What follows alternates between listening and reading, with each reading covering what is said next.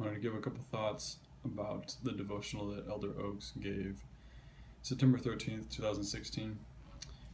Well, I liked it, and it's not a surprise considering that I am a conservative and I value conservative principles.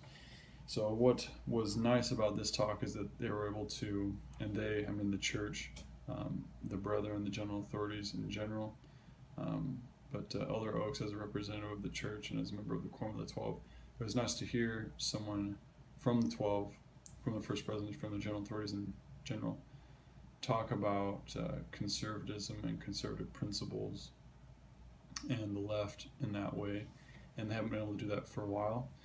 And it was nice to hear, and so I enjoyed the talk. It was about what I could have hoped it would have been, and I hope that it'll be somewhat a reflection of what we can expect at General Conference, although I'd be surprised if it was exact, if any of the talks are of that exact nature or tone, just considering that BYU is a university audience, and the General Conference is obviously a worldwide audience. But some of my thoughts were, first of all, it was nice that he talked about the presidential election and how basically presidential election right now is garbage and how there's really no good candidate. And then talked about how the local elections are really important. And I think that's significant because as things get worse, the country gets worse, that we'll have to turn to local governments for a lot of interaction and support, that on the federal level that things are pretty much shot, and that because things are so bad as far as the general election, that I believe it really enabled Elder Oaks and the church to talk about things that they haven't been able to talk about for a while, and they didn't come across super strong, but strong enough that really both candidates have their problems, and that quite frankly both candidates could fit the definition of bigot, right? That's the point in the talk where everybody was laughing, chuckling, or giggling or whatever, and that Elder Oaks smiled as when he defined a bigot and then asked which of the two, or which candidates.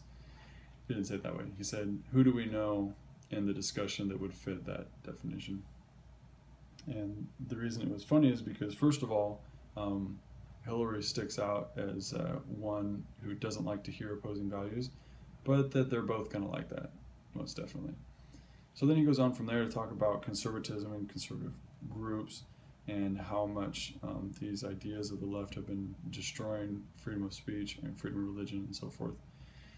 And the reason he was able to do that and talk like that is because there really is no conservative candidate. And in the past, the candidates haven't been particularly conservative, but they were close enough that people would have assumed that Elder Oaks was endorsing or indirectly endorsing any candidate. And in this case, it's pretty obvious that he's not endorsing anybody. He's just trying to stand for constitutional values, conservatism, and freedom of religion in particular.